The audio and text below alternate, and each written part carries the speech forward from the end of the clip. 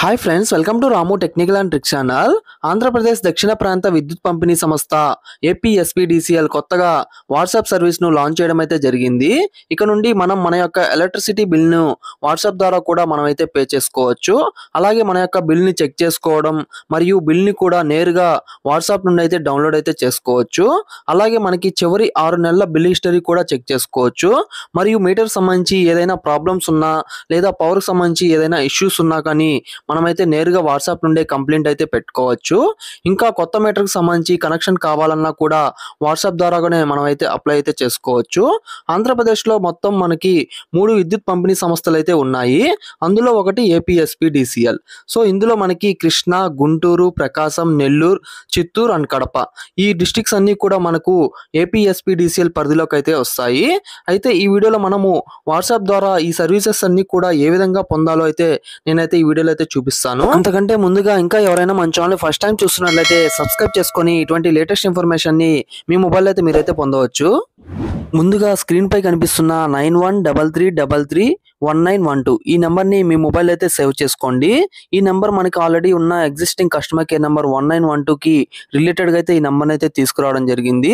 So once ఈ number ని save చేసుకోగానే మీ మొబైల్లో వాట్సాప్ అయితే ఓపెన్ చేసుకోండి. వాట్సాప్ ఓపెన్ చేసుకొని మీరు సేవ్ చేసుకున్న ఈ కాంటాక్ట్ అయితే ఓపెన్ చేసుకోండి.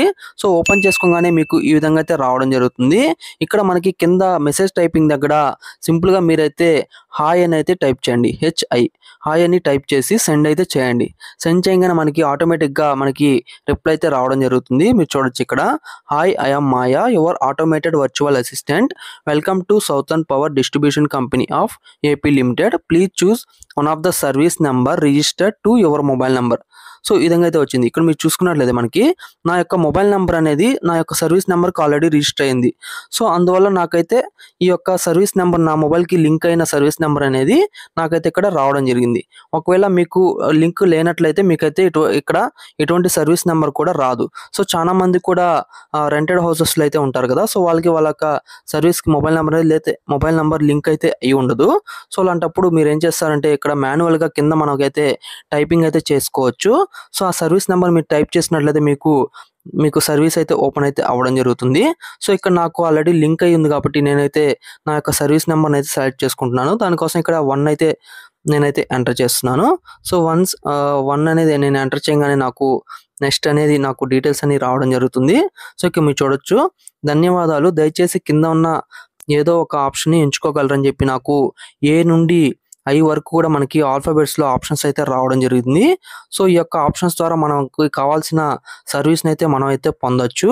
అలానే మనకి ఇది 2 లాంగ్వేజెస్లో అయితే మనకైతే అందుబాటులో అయితే ఉంది. ఒకటి తెలుగులో అయితే వస్తుంది, ఇంకోటి మనకి ఇంగ్లీష్లో అయితే వస్తుంది. సో ఈ రెండు లాంగ్వేజెస్లో కూడా మనకైతే ఇదైతే వస్తుంది. ఇక్కడ మనకి వచ్చిన ఆప్షన్స్ అయితే మనం అయితే ఒకసారి చూద్దాము. సో ఏలో మనకి కొత్త సర్వీస్ అప్లై చేసుకోవాలంటే మనకైతే ఏ ఆప్షన్ అయితే మనం అయితే సెలెక్ట్ చేసుకోవాలి.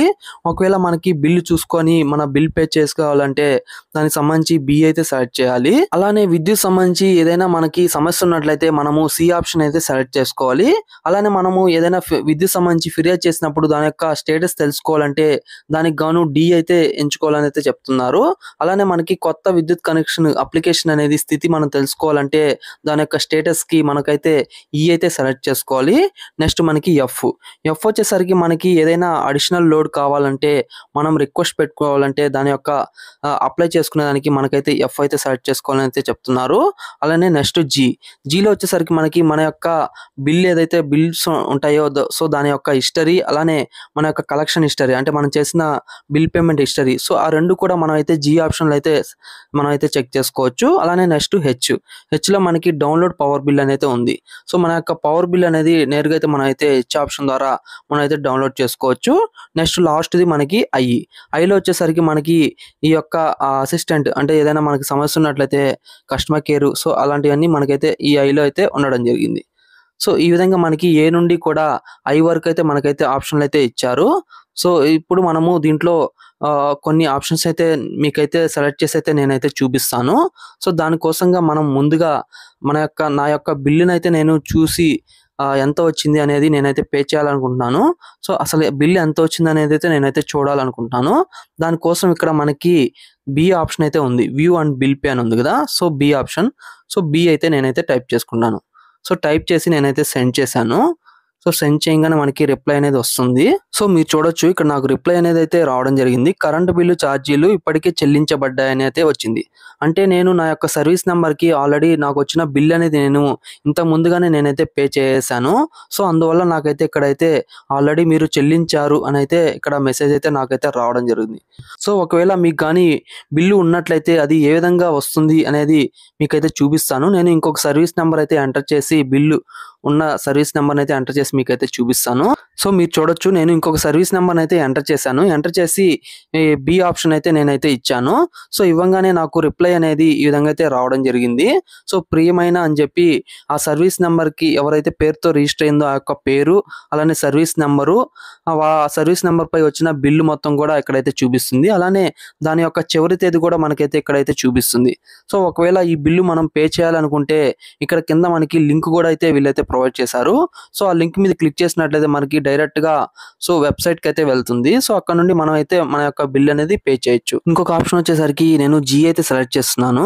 జీలో మనకి మన యొక్క బిల్ హిస్టరీ అనేది మనం చేసిన పేమెంట్, మనకు జనరేట్ అయిన బిల్స్, సో అంతా హిస్టరీ లాస్ట్ 6 మంత్స్ హిస్టరీ అనేది మనకైతే చూపిస్తుంది. సో అదైతే మీకైతే చూపిస్తాను. సో దానికోసంగా మనం జీ అయితే టైప్ చేసుకోవాలి. జీ టైప్ చేయగానే మీరు చూడొచ్చు ఇక్కడ మనకి సర్వీస్ నంబర్ అనేది చూపించి మనకి హిస్టరీ అయితే చూపించడం జరుగుతుంది. సో మనకి లాస్ట్ 6 మంత్స్ జనరేట్ అయిన బిల్స్, అలానే మనకి లాస్ట్ 6 మంత్స్ మనం పే చేసిన అమౌంట్ అంతా కూడా మనకైతే ఇక్కడైతే చూపిస్తుంది క్లియర్‌గా.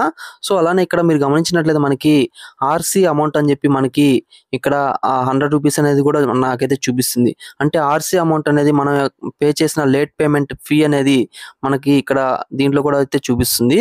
ఈ విధంగా మీరు కూడా మీ ఎలక్ట్రిసిటీకి సంబంధించిన ఇన్ఫర్మేషన్ మొత్తం మీరు వాట్సాప్ ద్వారా అయితే మీరైతే తెలుసుకోవచ్చు. ఇది ఇవాల్టి వీడియో. ఈ వీడియోలో ఇన్ఫర్మేషన్ ఉంది అంటే లైక్ చేయండి, షేర్ చేయండి, అలానే మన ఛానల్‌ని సబ్స్క్రైబ్ చేయండి. Thank you for watching this video.